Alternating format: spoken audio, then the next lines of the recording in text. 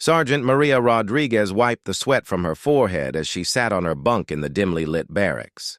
The desert heat still clung to her uniform, even though the sun had set hours ago. Around her, other soldiers were engaged in their evening routines, some writing letters home, others playing cards, and a few already asleep despite the early hour. The exhaustion from another grueling day of training exercises weighed heavily on everyone's shoulders. Maria reached under her bed and pulled out her cleaning kit. Her M4 carbine lay across her lap, a weapon she had carried through countless missions and training exercises. The rifle had become an extension of herself over the past 3 years of service. She knew every scratch, every worn spot on its surface. Tonight, like every night, she would clean it meticulously before sleep. The routine was almost meditative for her. She field-stripped the weapon with practiced movements, her hands working automatically while her mind wandered to thoughts of home. Her younger brother's graduation was next month, and she hoped to get leave to attend. Their mother had been sending letters filled with excitement about the ceremony, and Maria could picture the pride in her family's eyes when they saw her in uniform. As she began cleaning the barrel, Maria's fingers traced over the small patch sewn onto her right sleeve. The insignia represented her unit's recent deployment to a remote outpost where they had provided humanitarian aid to local villages. It was a mission that had changed her perspective on military service entirely. Instead of combat operations, they had helped build schools, delivered medical supplies, and worked alongside doctors to treat injured civilians. The patch itself was simple, a dove carrying an olive branch with small lettering underneath that read, "Operation Helping Hand." Most soldiers wouldn't give it a second glance, but for Maria, it represented the proudest moments of her career. She had joined the military to serve her country, but that deployment had shown her she could serve humanity in ways she never imagined. Maria continued her weapon maintenance, carefully cleaning each component. The familiar smell of gun oil filled her immediate area, a scent that had become as common as her own perfume. She inspected every part for wear or damage, knowing that her life and the lives of her fellow soldiers could depend on this weapon functioning perfectly when needed. The barracks around her grew quieter as more soldiers settled in for the night. The distant sound of vehicles moving around the base created a constant low hum that had become white noise to everyone stationed there. Maria had grown accustomed to sleeping through helicopters landing and taking off at all hours, through the sounds of training exercises, and through the general bustle of military life. Her cleaning routine was interrupted briefly when her bunkmate, Corporal Johnson, returned from the mess hall carrying 2 cups of coffee. Johnson was a tall, lanky soldier from Montana who had become one of Maria's closest friends during their time together. He handed her one of the cups and sat on his own bunk across from her. "Another late-night cleaning session?" Johnson asked, taking a sip of his coffee. "You know that weapon is probably the cleanest rifle on the entire base by now." Maria smiled and accepted the coffee gratefully. "My father always taught me that if you take care of your tools, they'll take care of you. This rifle has never let me down, and I intend to keep it that way." Johnson nodded in understanding. Many soldiers had similar philosophies about their equipment. In their world, reliability could mean the difference between life and death, between mission success and failure. The bond between a soldier and their weapon was something civilians often didn't understand, but it was crucial in their line of work. "Did you hear about the general's visit tomorrow?" Johnson mentioned casually. "Word is that General Patterson is coming to inspect our unit and review our recent performance reports." Maria looked up from her cleaning. General Patterson was known throughout their division as a fair but demanding officer. He had served in multiple combat zones and was respected by soldiers at every level. An inspection from someone of his rank meant their unit was being considered for something significant, though nobody knew exactly what. "Any idea what he's looking for?" Maria asked, continuing to work on her weapon. "Nobody knows for sure, but the sergeants have been extra nervous all week. They've been making sure everything is perfect, every piece of equipment accounted for, every uniform regulation being followed to the letter. Maria wasn't particularly worried about the inspection.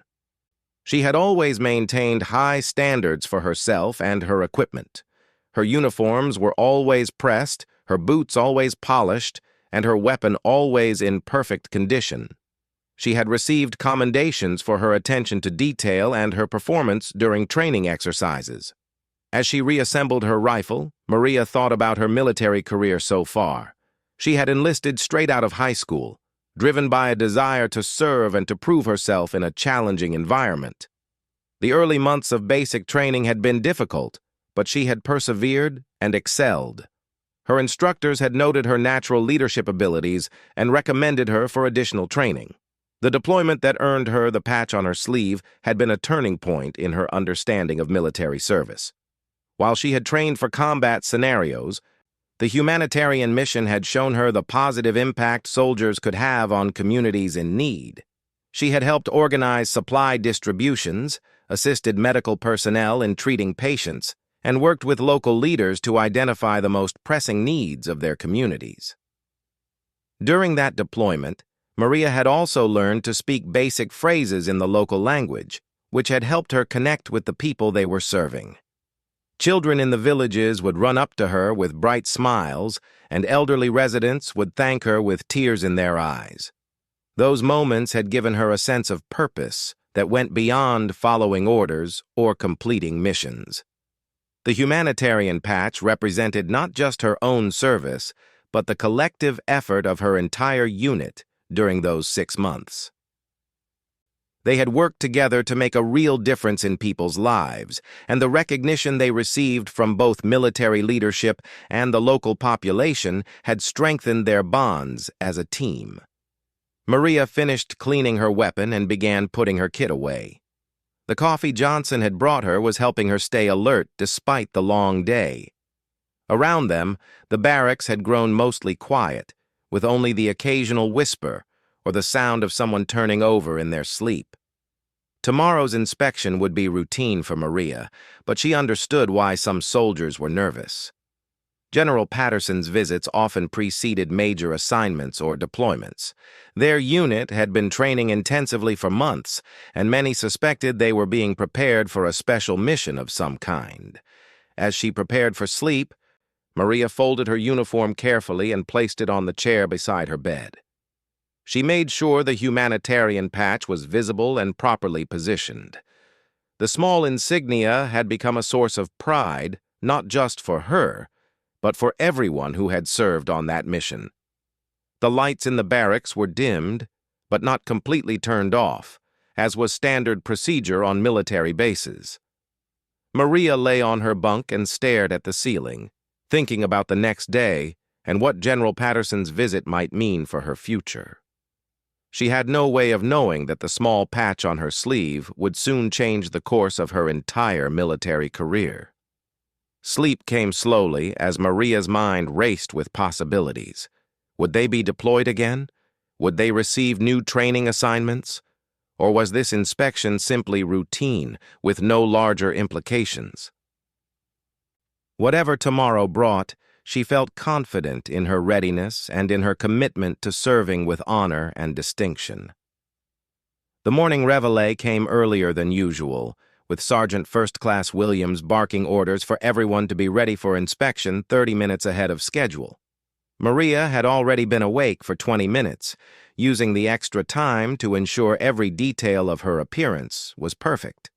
Her boots reflected the fluorescent lights of the barracks, and her uniform was pressed with crisp creases that could cut paper.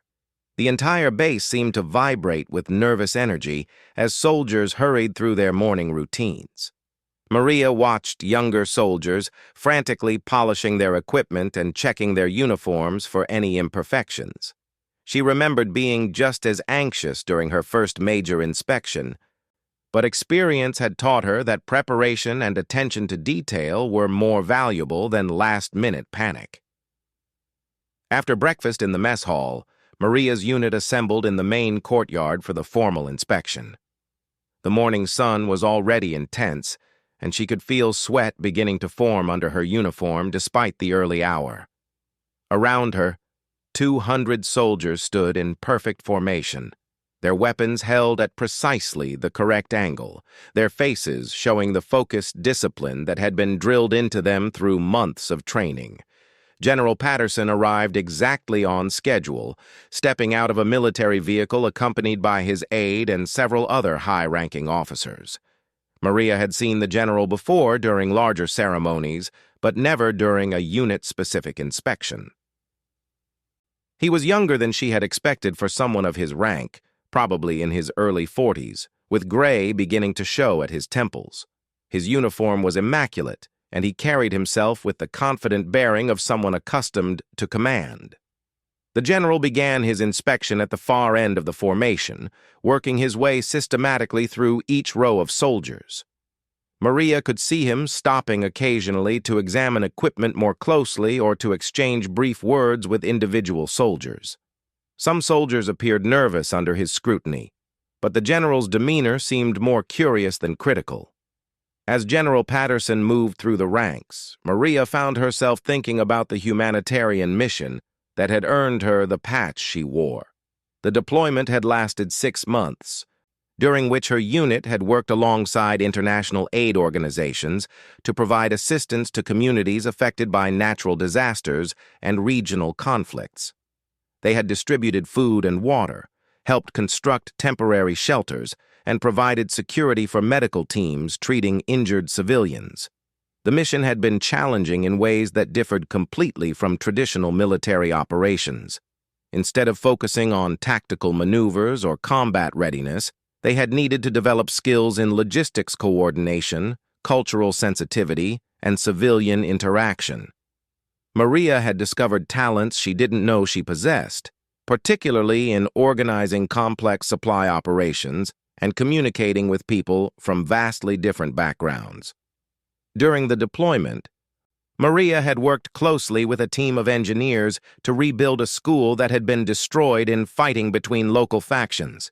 The project had taken 3 months to complete, but seeing children return to their classrooms had been one of the most rewarding experiences of her life. The local community had held a celebration when the school reopened, and the gratitude expressed by parents and teachers had reinforced Maria's commitment to service. The humanitarian patch on her sleeve represented not just her individual contribution, but the collective effort of everyone who had participated in the mission. The dove and olive branch symbolized their goal of bringing peace and assistance to areas affected by conflict. The lettering underneath, Operation Helping Hand, had been chosen by the soldiers themselves to reflect the spirit of cooperation and aid that had guided their work. General Patterson was now 3 rows away from Maria's position.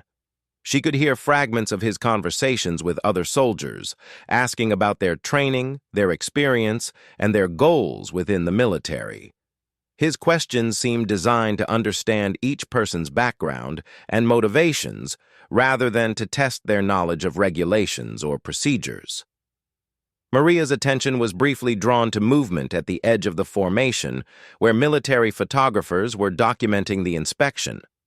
She recognized one of the photographers as someone who had covered their humanitarian mission, and she wondered if today's inspection was related to that deployment in some way.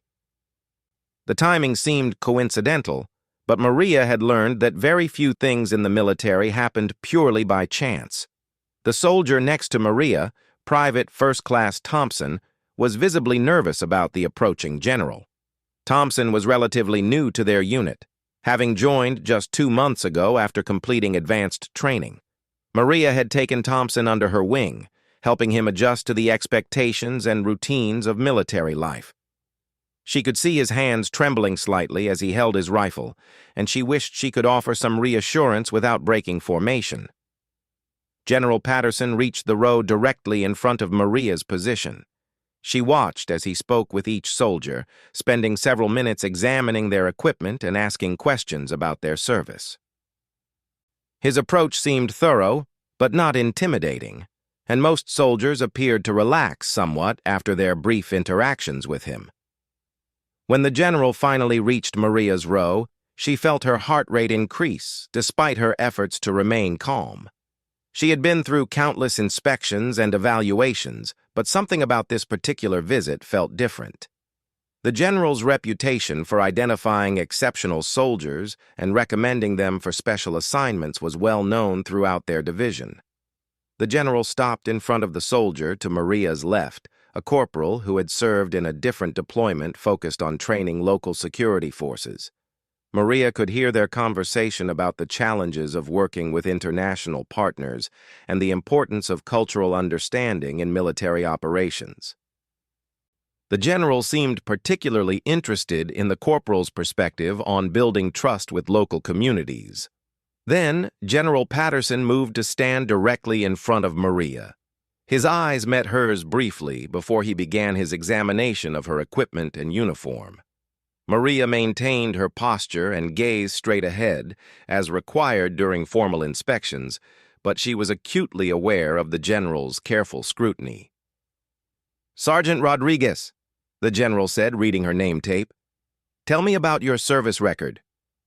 "Sir, I have served for 3 years, primarily in logistics and support operations. I completed 1 deployment focused on humanitarian assistance and have received commendations for leadership and attention to detail." General Patterson nodded and continued his examination of her equipment. Maria's rifle was spotless, her uniform perfectly pressed, and all required items were properly positioned. She felt confident in her presentation, knowing that her preparation had been thorough. "I see you have an interesting patch on your sleeve," the general observed, his attention focusing on the humanitarian mission insignia. "Tell me about Operation Helping Hand." Maria felt a surge of pride as she began to describe the mission. "Sir, Operation Helping Hand was a 6-month deployment focused on providing humanitarian assistance to communities affected by regional conflicts. Our unit worked with international aid organizations to distribute supplies, construct temporary infrastructure, and provide security for medical operations." The general listened intently as Maria provided more details about the mission. She described the challenges they had faced in coordinating with multiple organizations, the cultural barriers they had needed to overcome, and the creative solutions they had developed to address complex logistics problems. As she spoke, Maria noticed that the general's aide was taking notes, though she couldn't tell whether this was routine or significant.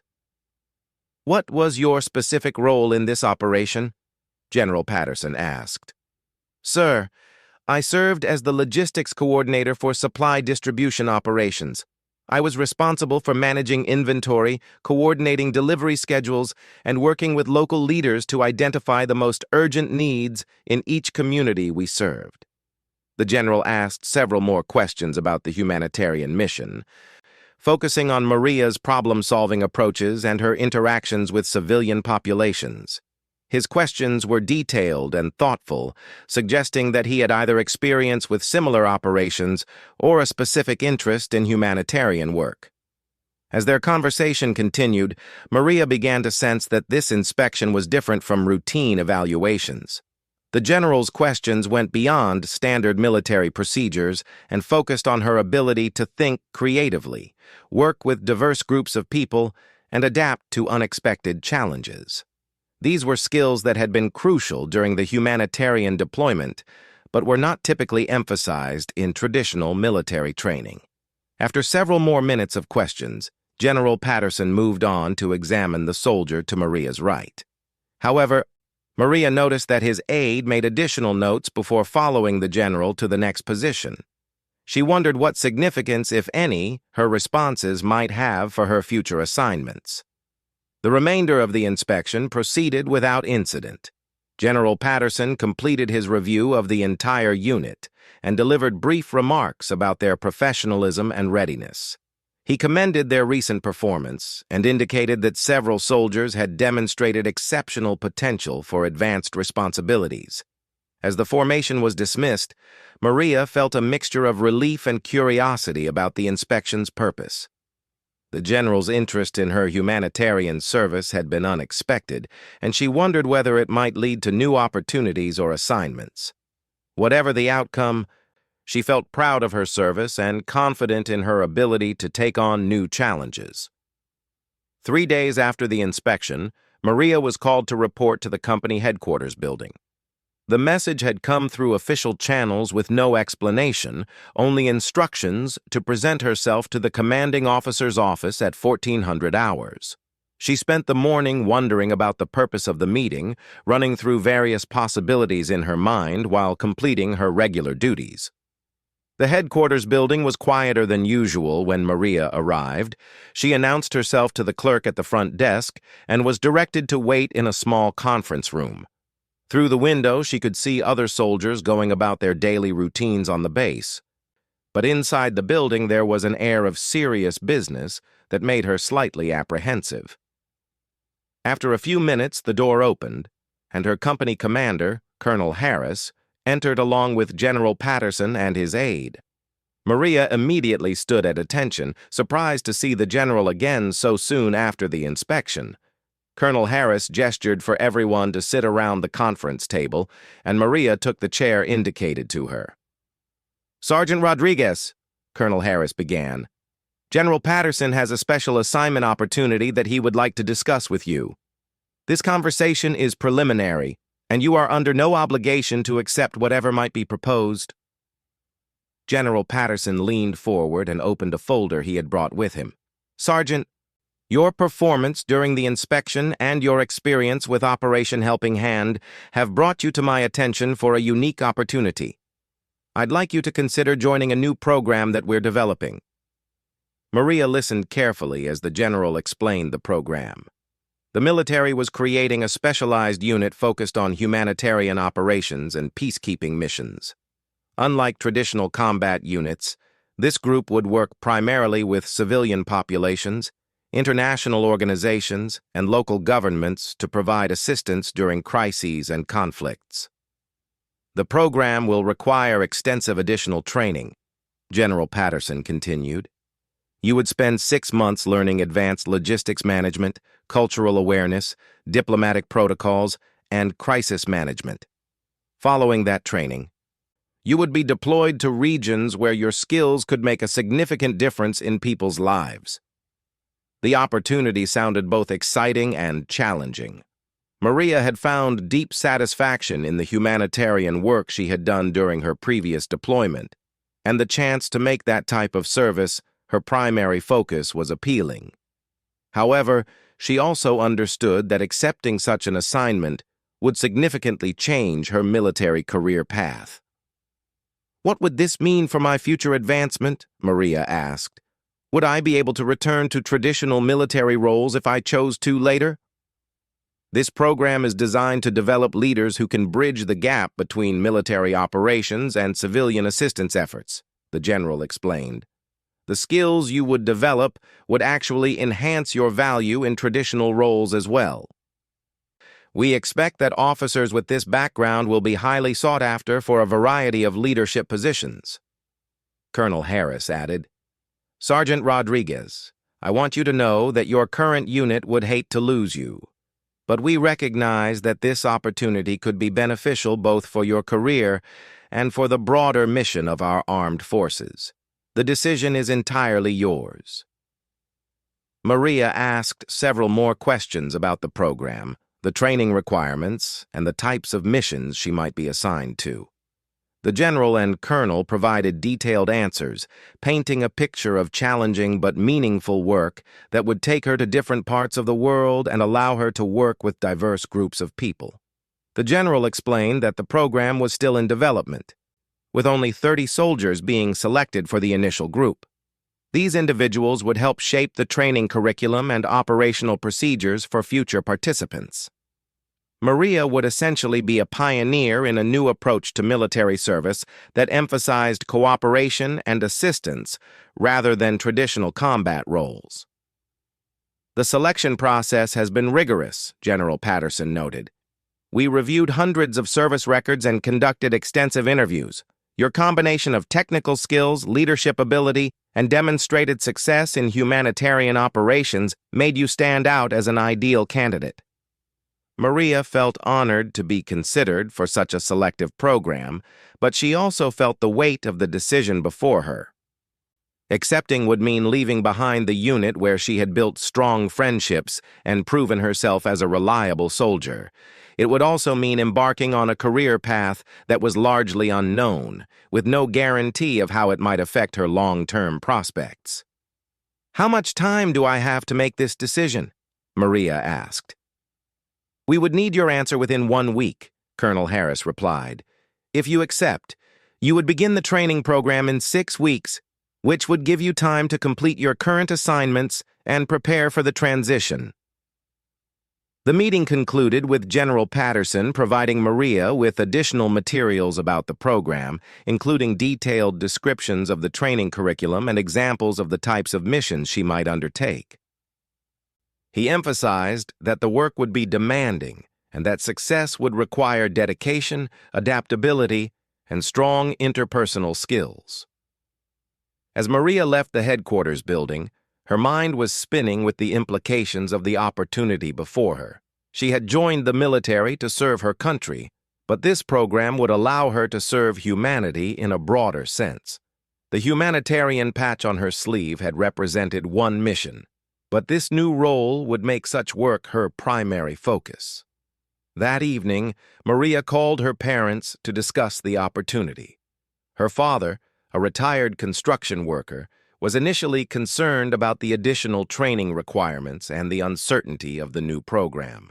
Her mother, a nurse who had always been proud of Maria's service, was excited about the humanitarian focus of the work. "It sounds like exactly the kind of work you were meant to do," her mother said during their phone conversation. "You've always been someone who wants to help people, and this program seems designed for people with your heart and abilities." Maria also spoke with several trusted friends in her unit, including Corporal Johnson, who had become one of her closest confidants. Johnson was supportive but admitted he would miss having her as part of their team. He reminded her that opportunities like this were rare and that she had earned the right to be considered for special programs. Over the following days, Maria researched the types of humanitarian crises that military forces were increasingly being called upon to address. Natural disasters, refugee situations, and post-conflict reconstruction efforts all required the kind of specialized skills that the new program was designed to develop. The more she learned, the more convinced she became that this work was both necessary and personally fulfilling. Maria also considered the potential challenges of the program. Working with civilian populations required different skills than working with fellow soldiers. Cultural sensitivity, diplomatic awareness, and the ability to navigate complex political situations would all be crucial for success. The training would be intensive, and the missions would likely be more ambiguous and unpredictable than traditional military operations. 3 days before her deadline, Maria made her decision. She requested another meeting with Colonel Harris to formally accept the assignment. When she arrived at his office, she found that General Patterson was also present, along with his aide who had been taking notes during the inspection. "Sir, I've decided to accept the assignment," Maria announced. "I believe this program represents an opportunity to serve in a way that aligns with my values and utilizes the skills I've developed during my military career." General Patterson smiled and stood to shake her hand. "Outstanding, Sergeant Rodriguez. I believe you'll find this experience both challenging and rewarding. You'll be making a real difference in people's lives while also helping to develop new approaches to military service." Colonel Harris added, "We're proud of you, Sergeant, and we're confident you'll represent our unit well in this new role. Your dedication and professionalism have been exemplary, and I expect you'll continue to excel in whatever challenges you face." The general provided Maria with her reporting instructions and additional paperwork related to the program. She would complete her current duties over the next month, then travel to a training facility where she would spend 6 months preparing for her new role. Following that training, she would receive her first assignment, which could take her anywhere in the world where humanitarian assistance was needed. As Maria left the meeting, she felt a mixture of excitement and nervousness about the path ahead. The small humanitarian patch on her sleeve had led to an opportunity that would reshape her entire military career. She thought about the children she had met during her previous deployment, the gratitude she had seen in the eyes of people receiving assistance, and the satisfaction she had felt when helping to rebuild communities affected by conflict. Walking back to her barracks, Maria realized that her routine weapon cleaning session 3 nights ago had been the moment that changed everything. If General Patterson hadn't noticed the patch on her sleeve, if he hadn't asked about Operation Helping Hand, if she hadn't been able to articulate her passion for humanitarian work, this opportunity might never have presented itself. The decision to accept the assignment felt right, even though it meant stepping into unknown territory. Maria had always believed that military service was about more than following orders or completing missions. It was about making a positive difference in the world, and this new program would allow her to do exactly that on a scale she had never imagined possible. That evening, as Maria cleaned her rifle one last time in her current unit, she thought about the journey ahead. The weapon had served her well, but soon she would be using different tools: logistics expertise, cultural knowledge, and diplomatic skills to serve others. The humanitarian patch on her sleeve would no longer be a symbol of one past mission, but a representation of her future career, dedicated to helping people in their most difficult moments.